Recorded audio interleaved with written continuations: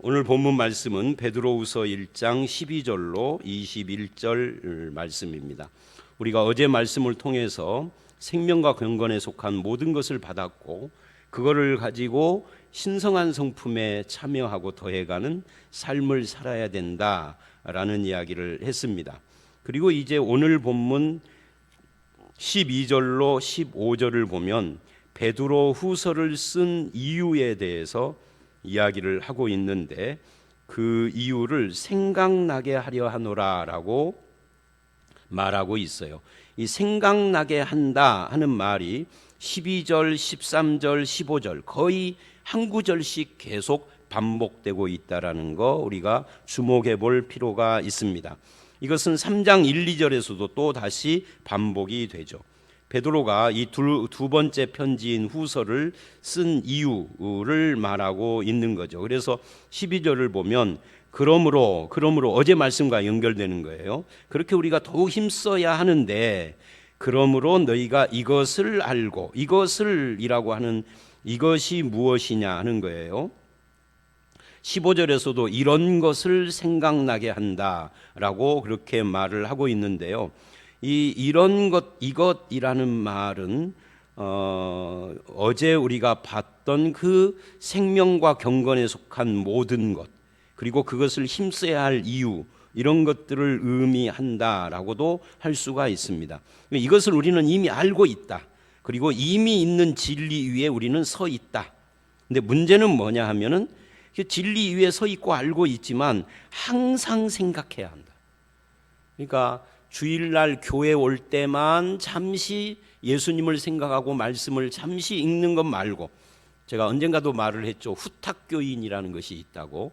후탁이 뭐예요? 성경책 주일날 갖고 왔다가 이제 예배 끝나고 점심때 가서 선반 위에다 올려놓으면 일주일 내내 먼지가 쌓여가지고 한 번도 떠들어보지 않아서 주일날 올라오려면은 먼지가 보이니까 후하고 탁하고 먼지를 털어내고 가지고 온다. 이게 후탁교인이라고 그래요. 그러니까 그렇게 해서는 안 되는 거죠. 항상 생각해야 한다. 그래서 항상 생각나게 하려고 이 베드로 후서를 쓴다고 말이죠. 왜? 세상 살다 보면 잊어버리고 사니까. 내가 얼마나 큰 은혜를 얻었으며 어떤 구원을 받았으며 우리 신앙과 인생의 목적지가 어디인지 이것들을 잊어버리고 살면 안 되니까. 이걸 잊어버리면 세상과 늘 타협보고 혼합되어지고 흔들리니까. 그래서 13절 내가 이 장막에 있을 동안 너희를 일깨워. 이 장막에 있을 동안, 살아있는 동안이죠. 일깨운다라는 말은 3장 1절에도 나와요. 일깨워 생각나게 한다. 그러니까 말하자면은 퍼뜩 정신이 들게 하고 싶어서 이 성경을 썼다 그런 말이죠. 이는 14절 우리 주 예수 그리스도께서 내게 지시하신 것 같이 나도 장막 벗을 날이 임박한 줄 알. 그러니까 예수님께서 요한복음 21장에 베드로의 죽음 이야기 했었잖아요. 그런 것처럼 나도 이제 세상 떠날 날이 가까운 줄 알고 있기 때문에 마음이 급해서 너희에게 지금 이 글을 쓴다. 15절 내가 힘써 너희를 위하여 마지막 부탁을 하려고 너희로 하여금 내가 떠난 후에라도 이런 것을 생각나게 하려고. 베드로의 어떻게 보면 이 쓰는 이유와 함께 이 마지막 인생의 유언 같은 말씀이 베드로 후서다라고 할 수가 있습니다. 그만큼 중요한 것을 이야기를 하고 있다는 거죠. 그리고 이제 16절로 18절 말씀은 예수 그리스도의 복음이나 예수님의 재림에 대한 소망은 결코 사람들이 만들어낸 것이 아니다 하는 것을 말하고 있어요. 그래서 우리 주 예수 그리스도의 능력과 강림하심을 너희에게 알게 한 것은, 이게 이제 복음서에 해당되는 이야기죠. 예수님에 대한 이야기를 베드로가 늘 말을 했는데 이것은 교묘히 만든 이야기가 아니다. 전설 따라 삼천리 같이 꾸며낸 이야기가 아니라 사실이고 진실이다. 왜? 우리는 그분을 친히 본 사람들이라는 거죠. 그분의 크신 위엄을 친히 본 자라. 그러니까 눈으로 봤다. 예수님을 눈으로 보기만 한 건 아니에요. 손으로 만져보기도 하고. 베드로는 베드로뿐만 아니라 12사도가 다 그렇죠. 3년 동안 예수님과 함께 먹고 자고를 했어요. 일주일에 한 번만 만난 것이 아니라 그냥 24시간을 함께 한 거죠. 그러니까 별걸 다 본 겁니다. 예수님의 위대하고 경건한 모습도 봤지만 쭉 늘어져서 피곤한 모습도 봤고, 수가성 사마리아 여인 사건에서 요한복음에 보는 것처럼 너무너무 피곤해서 배에서 골아 떨어져 주무시는 것도 봤고, 예수님 그때 코 안 고르셨을까? 코 고르셨을 가능성이 많죠. 예수님은 잡수시면 화장실 안 가셨을까? 저는 그렇지 않다고 봐요. 화장실 분명히 갔을 거예요. 근데 그 화장실이 현대식 화장실이 아닙니다. 수세식이 아닙니다. 비데가 있는 거 아니에요. 퍼세식입니다. 퍼세식도 아니고 옛날 2000년 전이면 그냥 야외입니다. 야외. 다 봤다 그 말이에요. 그때는 치약이 있었을까? 예수님하고 대화하다 보면 입냄새 안 났을까? 그건 모르죠. 근데 가능성이 있어요. 이빨 닦기 전에 대화를 했으면. 무슨 말이냐면 예수님의 모든 것을 봤는데, 그 모든 인간적인 연약함과 이런 것까지도 다 봤는데 결론은 그의 크신 위엄이다 그 말이죠. 그런 것들이 있음에도 불구하고 그분이 하나님이시고 하나님의 아들로 이 땅에 오셨다는 것은 변하지 않는 진리라는 거예요. 그거를 다 보고 지금 베드로가 증언을 한다는 거예요.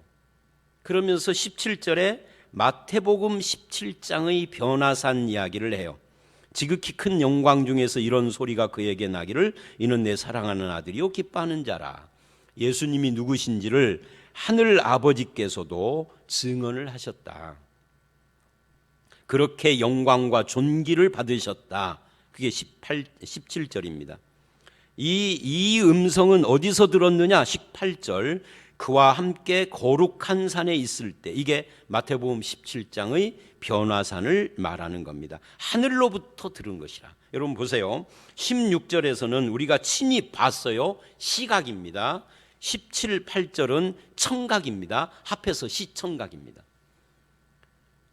인간의 교육 제도 중에 시청각적 교육이 아직까지는 가장 교육으로서 방법, 교육의 방법으로서 가장 좋은 방법이라고 그러잖아요.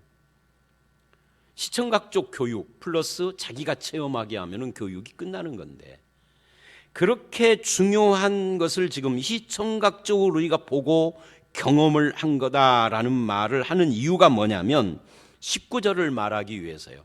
많은 인간들이 시청각적 자기 경험에 매달리는데, 베드로도 그랬느냐? 베드로는 안 그렇다.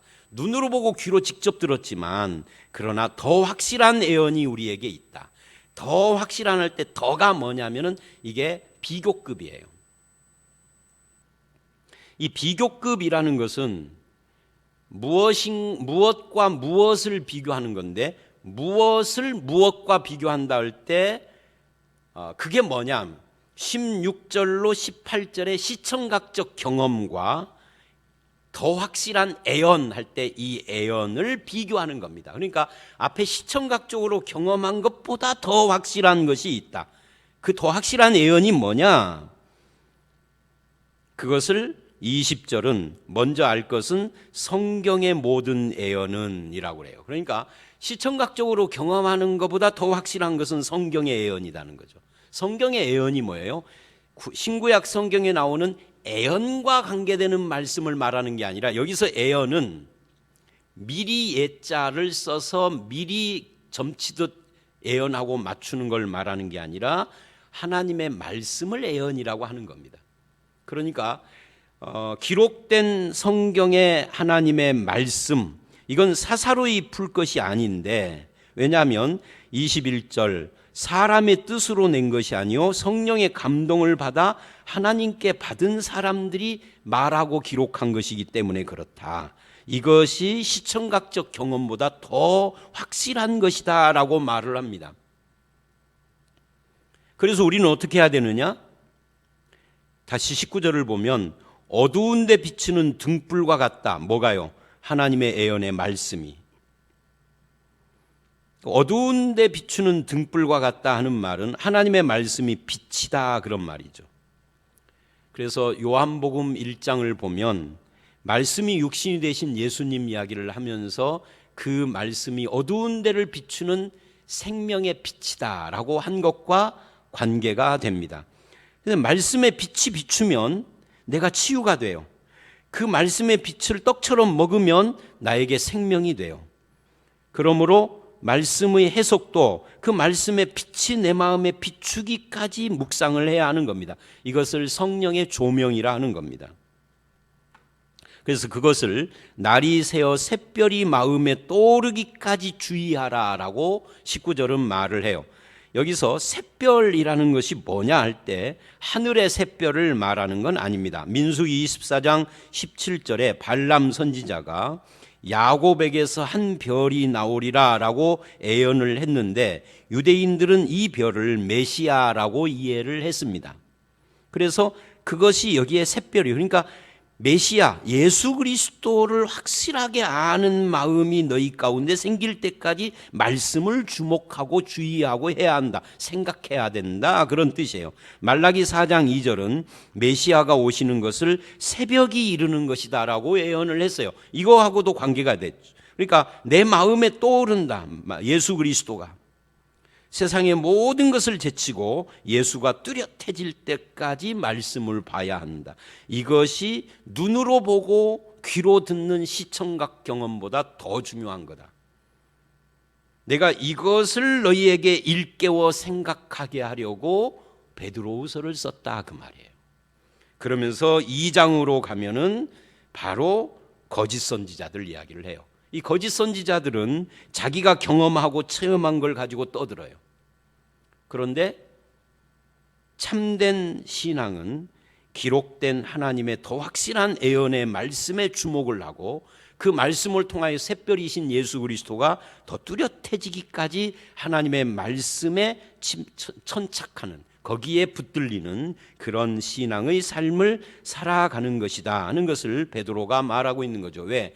베드로가 이제 생명이 마지막에 다다라서 그 당시의 기독교를 보니까 거짓 선지자들의 폐해가 너무 심각해. 오늘날로 말하면, 현대 한국으로 말하면 신천지, 여호와의 증인, 구원파, 무슨 인터콥, 그 외에도 많은 그런 이단들이, 이 이단들을 보면 성경 해석을 완전히 왜곡시켜 뒤집어 놓고 자기 경험과 체험들을 거기다 넣어가지고 막 믹서를 시키고, 근데 사람들은 정상적인 성경 해석에는 귀를 닫고 하품을 하는데 신기한 성경 해석을 자기 경험과 함께 말을 하면 눈을 번쩍 떠요. 이게 인간의 죄된 본성이거든요.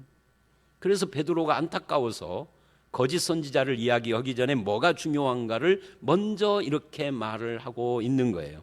여러분은 어떠십니까? 여러분의 신앙의 그 표준과 그 근거와 기초가 기록된 하나님의 말씀 속에 있습니까?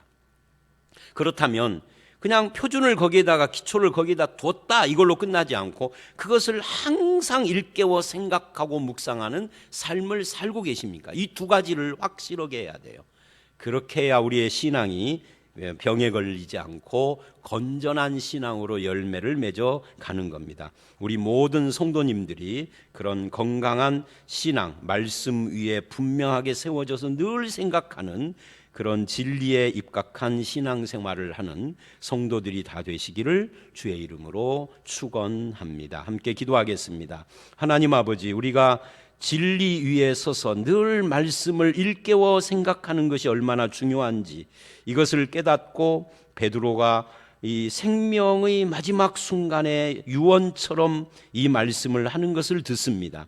자기가 시청각적으로 예수를 경험했지만 그러나 더 확실한 예언은 하나님의 기록된 성경의 예언의 말씀이라는 것을 강조하는 것 들었습니다. 샛별이신 예수 그리스도가 말씀을 통하여 우리 마음속에 뚜렷해지기까지 늘 말씀을 주목하고 묵상하고 읽고 공부하며 진리 위에 세워진 성도의 삶을 살아감으로써 이 무분별하고 혼탁스러운 현 세상의 모든 비진리와 왜곡된 것을 다 분별하고 주님 앞에서 정말 신실하고 성결한 하나님의 백성으로 살아갈 수 있도록 우리를 이끌어 주시옵소서. 예수님 이름으로 기도드렸사옵나이다. 아멘.